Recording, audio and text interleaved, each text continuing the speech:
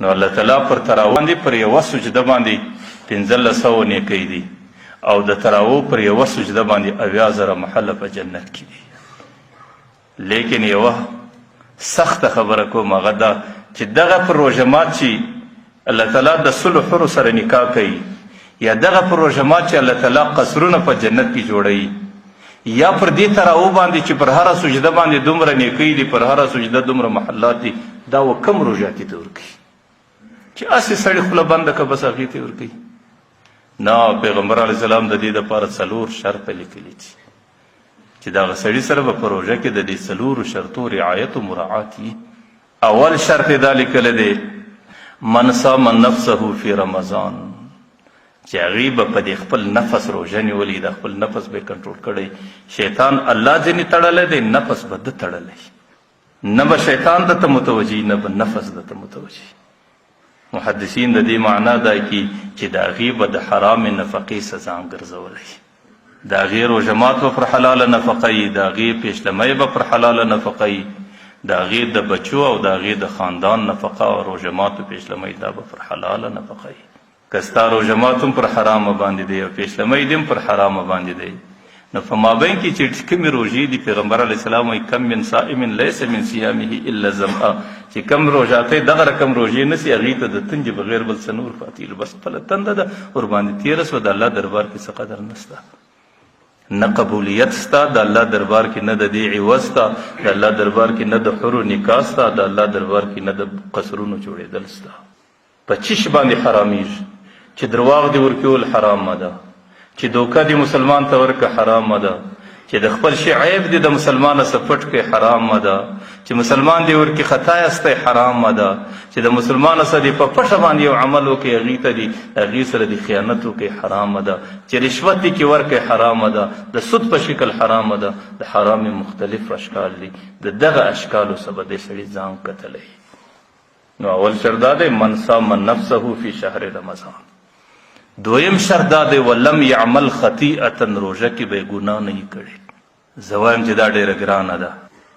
زما او ستا پر حال الله رحم د الله د طرفه دې رحم راسي چې زما او ستا ټوله ورځ د فیسبوک په تصویرو باندې حالانکه دې تصویر ته کتل دا د سترګو زنا ده چې کومه زنانه په فیسبوک کې تا ته خبرونه وایي دې زنانې ته کتل زنا ده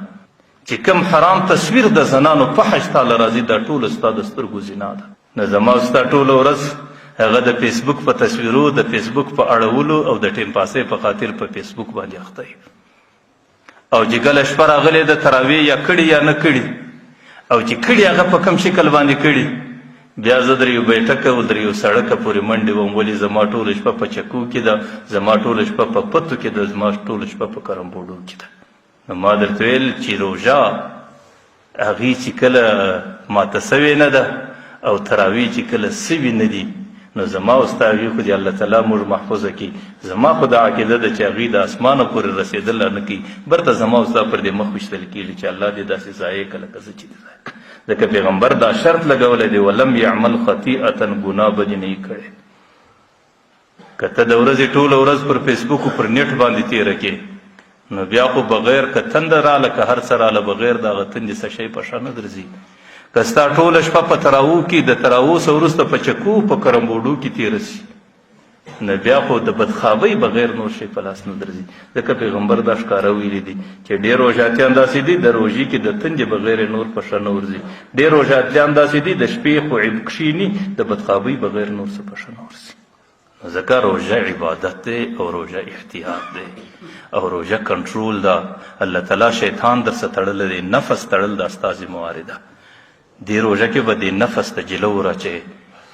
او ما په تېرو جمعو کې درته ویل چې کم سے کم دې نفس ته خو دوکه ورکه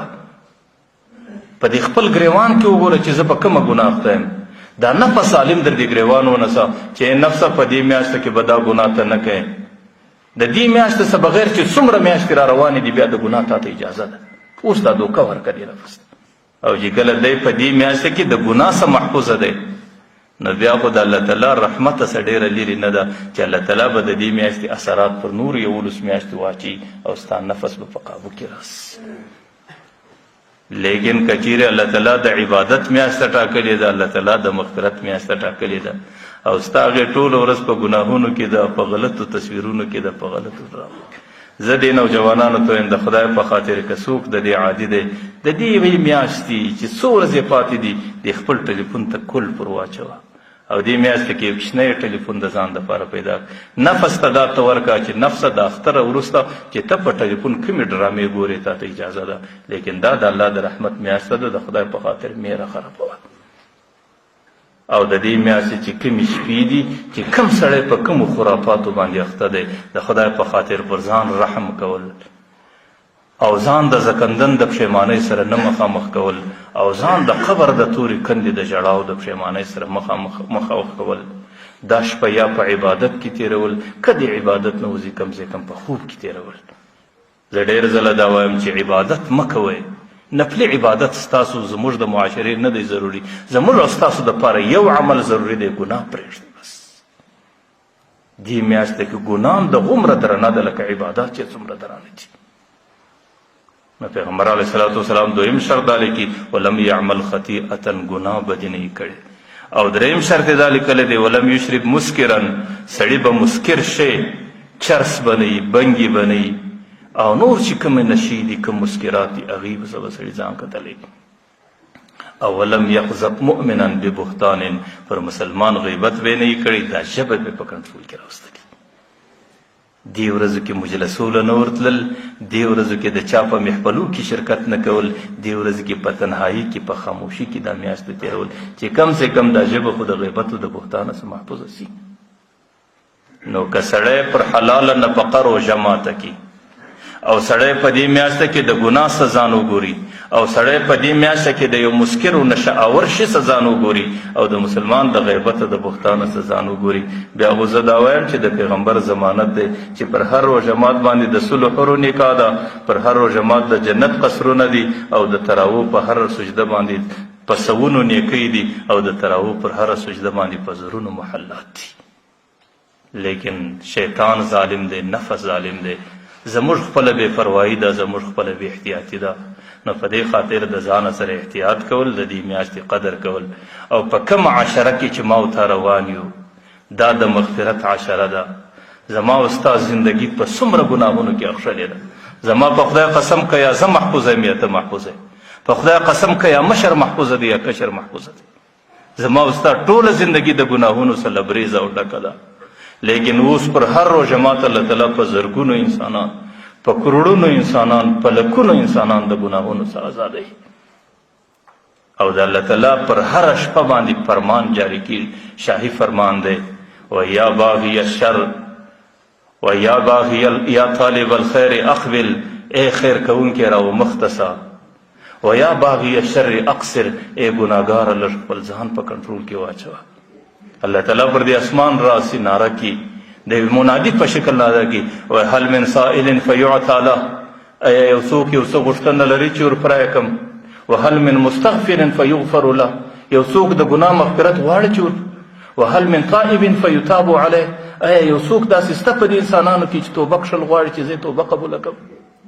نو الله تعالی په شپه کې نارې وایي، الله تعالی ندا کوي، الله تعالی فرمانونه جاری کوي، الله پیغامونه جاری کوي، او الله تعالی چې زما او ستا ننداره کوي، ما او تا پر کرم بورډ باندې ناست یو، ما او تا پر پتو باندې ناست یو، ما او تا پر چکو باندې ناست یو، زما او ستا شپه په پس کې ده، زما او ستا شپه په غلطو حرکاتو په غلطو تصویرو کې ده.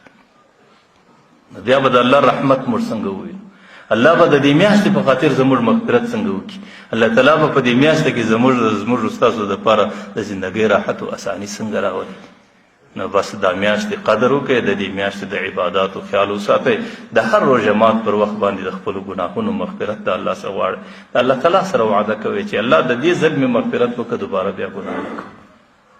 نو بیا به دا میاشته زما او ستا دپاره د برکت میاشته وي، د عبادت میاشته به وي، د مغفرت میاشته به وي، بیا به زما او ستا په جنت کې د حورو سره نکاحونه وي، بیا به زما او ستا دپاره په جنت کې قصرونه وي، بیا به زما او ستا دپاره په جنت کې محلات دي.